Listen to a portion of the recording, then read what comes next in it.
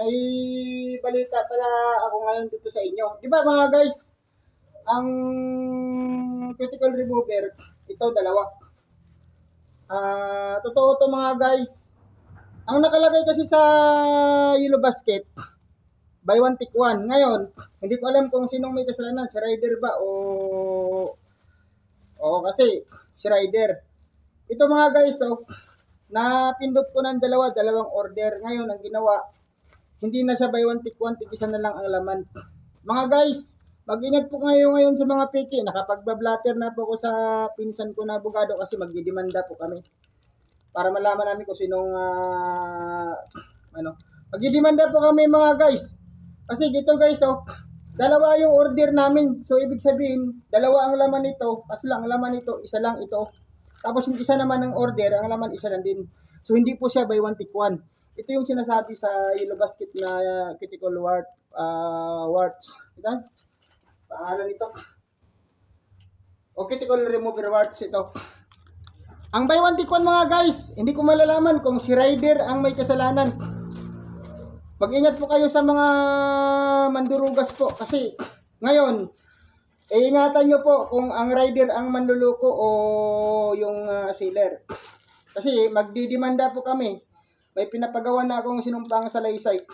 May mga manluloko po ngayon. Mag-ingat po kayo. At tatawag ko lang sa pinsan ko na abogado na idemanda kasi ididemanda namin to. Pandurugas to eh. Para kung si rider, may kasabot na manluloko si rider, maparusahan si rider. Ito, ayan na mga guys. Pinapakita ko sa inyo mga guys. Isa lang po ang laman sa dalawang order ko. So dapat dalawa po ang laman nito para makasuhan na po yung mga manluloko. Kasi baka mamaya si rider naman kinasabot ng mga manluloko. Ngayon, kinuha yung isa nito. Kinuha ng tag-isa.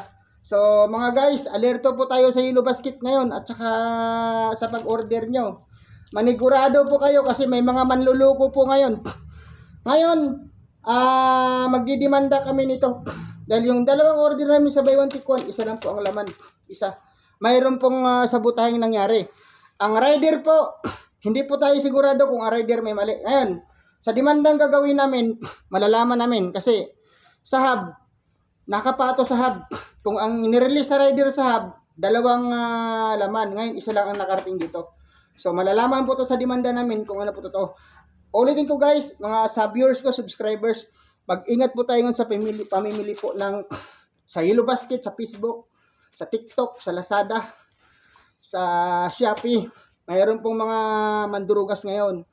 At mayroon din po mga rider ngayon na may kasabot na mga scammer.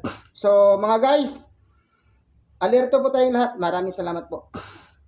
Lalo sa mga viewers ko, maraming salamat po. Sana po mga guys,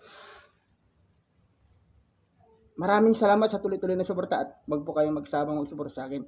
Maraming salamat po mga guys. Mga guys, alerto ulit tayo mga guys ha. May mga manluloko ngayon guys.